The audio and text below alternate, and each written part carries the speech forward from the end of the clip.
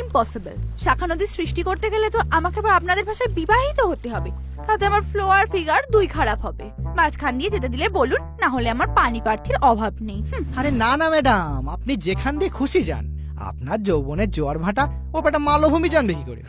এমন করছিস যেন ম্যাডাম থেকে ওই জোয়ারে কতবার টেনে নিয়ে গেছে। You guys are so funny. তবে আমি কিন্তু খরস্রোতা নই যে শুধু টেনেই নিয়ে যাব। মুড হলে মাঝে মধ্যে ডুবিয়েও ছাড়ি। ম্যাডামও আমাদের সাথে ফ্লার্ট করছে। হ্যাঁ ভাটা, ফ্লার্ট নয় ম্যাডাম, ফ্লার্টের কথা বলছে, বন্যা। আরে সে তো ভালোবাসার বন্যা। ম্যাডাম আপনি আমাদের মাঝখান দিয়েই যান, তবে ওর দিকে আবার বেশি বেঁকে বেঁকে যাবেন না। ওর নিচের মাটি খুব লুজ, আপনার থেকে অশ্বক্ষুরাকৃতি হত করে নেবে। এ কি নটি, নদীর পাশে তো সভ্যতা গড়ে ওঠে, তুমি এই অসভ্য দুটোর মাঝে কি করছো? ও মম, আমি ম্যাপে দেখলাম এদের দুজনের মাঝে উপত্যকা করে গেলে মোহনাটা শর্টকাট পড়ছে, তাই এদিকে ফ্লো নিলাম। ও গুড, তাড়াতাড়ি যাও, সমুদ্র হয়তো তোমার জন্য উথাল পাথাল করছে।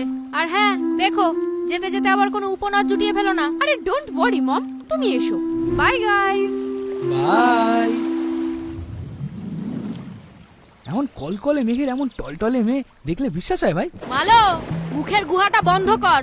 আজকে নদীর বিয়ে, আমার আবহাওয়া খারাপ করার চেষ্টা করলে মুখে বাজ মেরে দেবো। হ্যাঁ, নটি নদীর বিয়ে কার সাথে? কেন, তোদের উপকূলে আর কে আছে?